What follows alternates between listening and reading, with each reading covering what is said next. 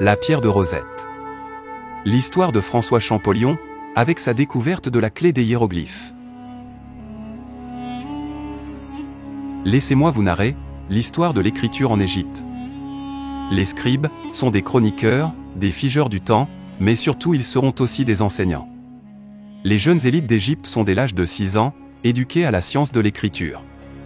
Ils seront les transmetteurs d'une fabuleuse histoire, c'est-à-dire leur histoire.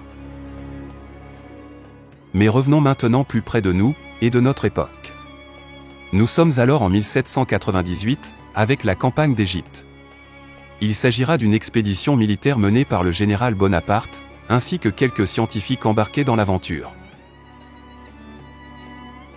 L'armée française envahira l'Égypte, non seulement dans l'intérêt de la France, mais aussi pour perturber les routes commerciales britanniques vers l'Inde.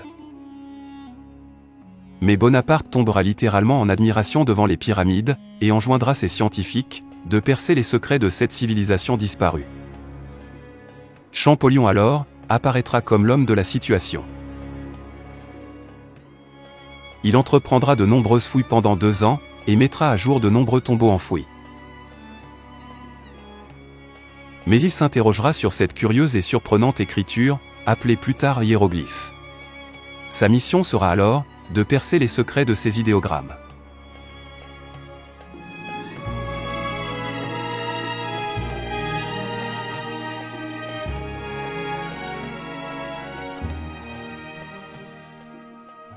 Voici la célèbre pierre de Rosette. Il s'agit de l'artefact archéologique qui a joué un rôle crucial dans le déchiffrement des hiéroglyphes égyptiens. La pierre de Rosette est une plaque de basalte brun foncé, issue d'une roche volcanique, qui mesure environ 115 cm de hauteur et 73 cm de largeur, pour un poids de 762 kg, avec une épaisseur de 28 cm. Elle est recouverte d'inscriptions gravées en 3 langues différentes, le grec, le démotique égyptien, et les hiéroglyphes. Il est intéressant de noter que Champollion, tout comme Napoléon, avait l'habitude de poser la main sur son ventre lors de ses discours publics. Un geste qui est devenu emblématique de Napoléon lui-même. Mais en juillet 1799, une bataille décisive se déroulera à Aboukir, entre les flottes françaises et britanniques, sous le commandement de Napoléon et de l'amiral Horatio Nelson.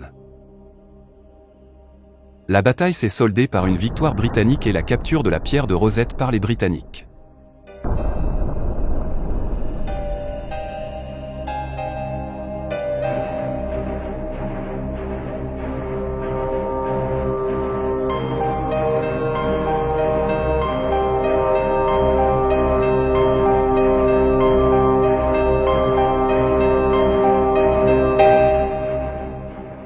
Maintenant, la pierre de Rosette, la version originale étant aux mains des Britanniques, il sera semble-t-il difficile aux Français de déchiffrer le secret des hiéroglyphes. Mais c'était sans compter sur le célèbre système D à la française. En effet, Champollion, qui avait réalisé l'importance cruciale des inscriptions en 3 langues pour décrypter les hiéroglyphes, avait fait procéder par une méthode de l'époque à une sorte de photographie en haute définition de la pierre. Son idée géniale fut de faire des frottis de cette stèle, reproduisant ainsi fidèlement les inscriptions.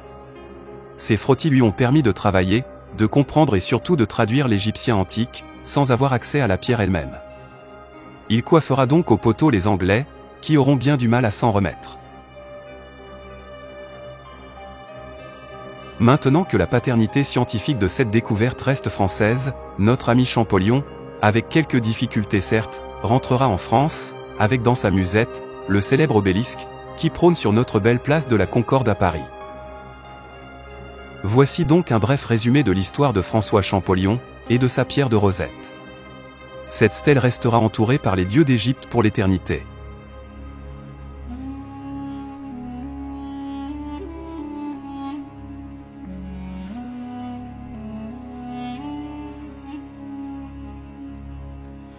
En ce qui me concerne, je vous dis à bientôt avec Mythes et légendes en question, pour d'autres voyages en images.